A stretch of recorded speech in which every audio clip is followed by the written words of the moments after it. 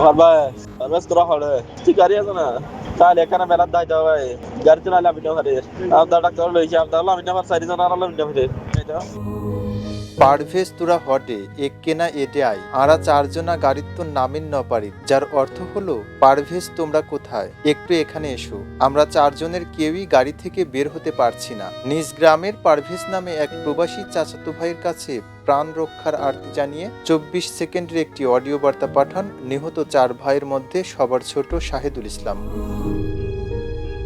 এটি ছিল তাদের সর্বশেষ কথা। কিন্তু 10 থেকে 15 মিনিট পর সেই চাচাতো ভাই কল ব্যাক করলেও চারজনের একজনও আর কোনো ফোন রিসিভ করেনি। ততক্ষণে তারা মৃত্যুর কোলে ঢলে পড়েছেন।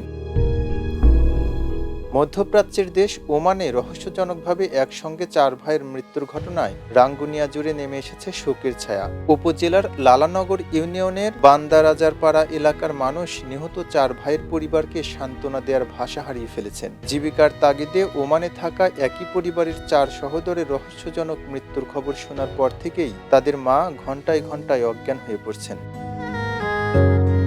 ওমানে নিহতরা হলেন রাশেদুল ইসলাম, শাহেদুল ইসলাম, সিরাজুল ইসলাম ও শহীদুল ইসলাম। তাদের পিতা মৃত আব্দুল মজিদ প্রকাশ জামাল উদ্দিন এবং মায়ের নাম ফরিদা বেগম। পরিবারের আরেক ভাই এনামুল ইসলাম অনার্স সম্পন্ন করেছেন, বর্তমানে তিনি দেশে আছেন।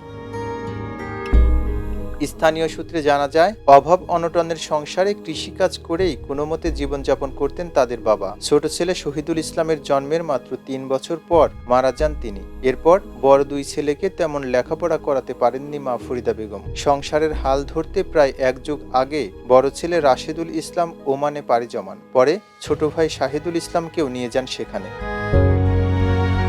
2 ভাই মিলে ওমানে একটি কার ওয়াশের ব্যবসা শুরু করেন। ব্যবসা কিছুটা দাঁড়িয়ে গেলে পর্যায়ক্রমে ছোট 2 ভাই সিরাজুল ইসলাম ও শহীদুল ইসলামকেও নিয়ে যান। 5 ভাইয়ের স্বপ্ন ছিল প্রবাসের আয় দিয়ে নিজেদের ভাগ্য বদলানোর। প্রায় 5 বছর আগে জায়গা কিনে পরিবারের জন্য একটি বাড়ির কাজও শুরু করেন তারা। তবে সেই ঘরের নির্মাণ কাজ এখনো শেষ হয়নি। এরই মধ্যে 6 মাস আগে দেশে এসে বিয়ে করেন শাহিদুল ইসলাম। অন্যদিকে সিরাজুল ইসলামেরও দেশে এসে বিয়ে করার পরিকল্পনা ছিল। সে উদ্দেশ্যে ছোট ভাই শহীদুল ইসলামকে নিয়ে 15 মে শুক্রবার রাতে দেশে ফেরার টিকিটও কাটা হয়েছিল। স্বজনরা জানান, দেশে ফেরার আগে কেনাকাটার উদ্দেশ্যে বুধবার দুপুরে 4 ভাই একটি গাড়ি নিয়ে বের হন। পথে একটি পাকিস্তানি রেস্টুরেন্টে দুপুরের খাবার খান তারা। পরে কেনাকাটার জন্য বের হওয়ার পর হঠাৎ অসুস্থতা অনুভব করলে ওমানের মোলাদ্দা এলাকায় একটি হাসপাতালের সামনে গাড়ি পার্ক করেন। সেখানেই ঘটে বিপর্যয়। কোনোভাবেই গাড়ির দরজা খুলতে পারছিলেন না তারা। রাত 1:30টার দিকে 2 প্রবাসী বাংলাদেশি নিজেদের দোকান বন্ধ করে ডাস্টবিনে ময়লা ফেলতে গেলে তারা দেখেন গাড়ির ভেতরে 4 ব্যক্তির নিথর দেহ।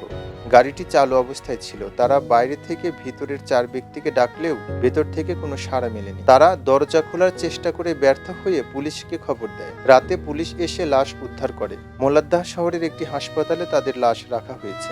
যতটুকু খবর পেয়েছি যে গাড়ির এয়ার কন্ডিশনের থেকে যে গ্যাস লিক হচ্ছিল, সেটার কারণে তারা ইন্তেকাল করেছেন। তার পরিবারের সাথে দেখা করতে পেরেছিলাম। আশা করছি যে মঙ্গলবারের মধ্যে মরদেহগুলি দেশে পৌঁছাবে, সরাসরি পৌঁছাচ্ছে। এটার জন্য ওমানের যে অ্যাম্বাসেডর সাহেব আছেন, উনি সহযোগিতা করছেন। আমাদের এখানে বাংলাদেশের সরকারের পক্ষ যা সহযোগিতা দেওয়া হচ্ছে, বিশাল বড় ট্রমা দিয়ে যাচ্ছে তারা। আপাতত তাদের থেকে একটু যদি আমরা দূরত্ব মেনটেন করি তাহলে ওনাদের জন্য ভালো হয়। প্রবাসে জীবন বদলাতে যাওয়া 4 ভাইয়ের করুণ মৃত্যু এখন কাঁদাচ্ছে পুরো বাংলাদেশকে। রাঙ্গুনিয়ার সেই বাড়িতে এখন নেই কোনো আনন্দ, নেই কোনো স্বপ্নের গল্প। আছে শুধু মায়ের আহাজারি আর 4 সন্তানের অপেক্ষায় স্তব্ধ হয়ে থাকা একটি অসমাপ্ত বাড়ি। খবরের কাগজ, নিখাত, নির্ভীক, নিরপেক্ষ।